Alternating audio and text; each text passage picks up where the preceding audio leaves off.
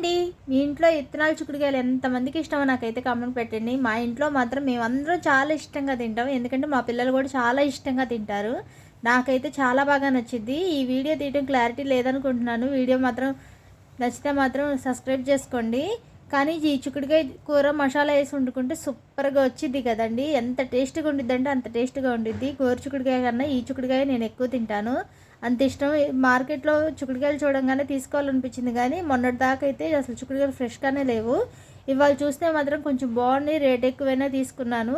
పావు కేజీ 35 రూపాయలు అంటాయి. ఇంకా అందుకని తీసుకున్నాను. పావు కేజీ తీసుకొని వచ్చాను. మా పిల్లలు అయితే అసలు కొద్దులు పెట్టకుండా తింటారండి. మీరైతే ఎలా వండుకుంటారో నాకైతే కామెంట్ పెట్టండి. మేము ఎక్కువ చిక్కుడుకాయ టమాటా, చిక్కుడుకాయ కొబ్బరి పొడి వండుకుంటాము.